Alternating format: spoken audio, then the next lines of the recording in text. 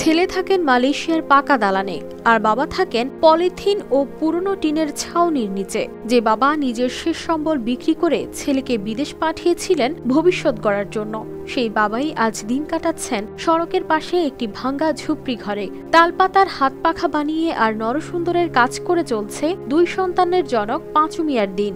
তবুও ছেলের প্রতি বৃদ্ধ বাবার নেই কোনো অভিযোগ। এরা ছেলে আমার থাকে বিদেশ, তার বলে দিয়েছে বাবা তোমার কিছু না করতে, তুমি কাজকর্ম করো, খাও দাও, ঘুরে ঘিরে বেড়াও, ইনকাম করো, তোমার আল্লাহদের বাইল বেসা দিয়ে তাকে তুমি চলো ফেরো। ঝিনাইদহ সদর উপজেলার পাগলাকানাই পান্না সড়কের বালিয়াখাল এলাকায় এই ঝুপড়ি ঘর। ঘরের এক কোণে রয়েছে চুলা, কিছু রান্নার সামগ্রী আর বাজারের টিউবওয়েল থেকে আনা পানির বন্দোবস্ত। 90-এর দশকে বালিয়াখাল বাজারে একটি সেলুন চালাতেন পাঁচু মিয়া। সেখান থেকেই যা আয় হতো তা দিয়েই চলতো তার সংসার। এখানে আমি পাখা টাকা বান্ধি, তার চুলমুল কাটি, এই করি, রান্না মাঝে মাঝে খিদে লাগলে তো রান্না করতেই হয়। যাইনে বেশি যত্ন আহ্বান বেশি হয়ে যায়, তো ওই সবের জন্যই তো। 250-টিরও বেশি ডিজাইন অপশন নিয়ে ওয়ালটন স্মার্ট ফ্রিজ, বোঝে আপনার প্রয়োজন।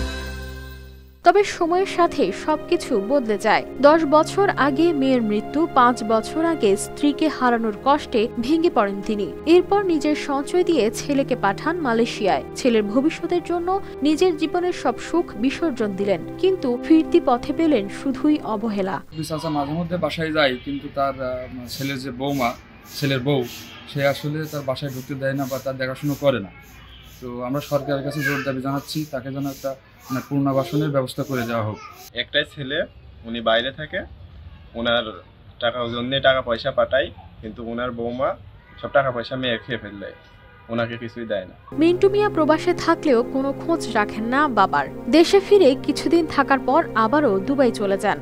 এরপর থেকে পাঁচু মিয়া নিজ বাড়িতেও যান না, গেলেও ঠিকমতো খাবার পান না। মনের কষ্টে তাই তিনি এই ঝুপড়ি ঘরকেই বেছে নিয়েছেন।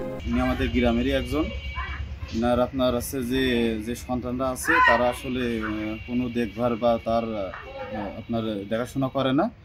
ইনি দীর্ঘদিন যাবতে রোডের পাশে আপনার ছোট্ট একটা ঘর করে আপনার নিজের জীবনযাপন চালানোর জন্য আপনার এখন আছে যে পেশা হিসেবে আপনার পাখা বানায়, আপনার সেইগুলো বাজারে বিক্রি করে আপনার তার আছে যে খাওয়া দাওয়া, পোশাক আশাক সে নিজে এখন আছে যে বসবাস এখানে আছে যে করে থাকে। স্থানীয়রা জানান পাঁচু মিয়া কারো কাছে কিছু চান না, কোনো অভিযোগও করেন না। তার কষ্টের কথা বলতেও তিনি রাজি হন না, শুধু ছেলেকে ভালো থাকার আশীর্বাদ করেন।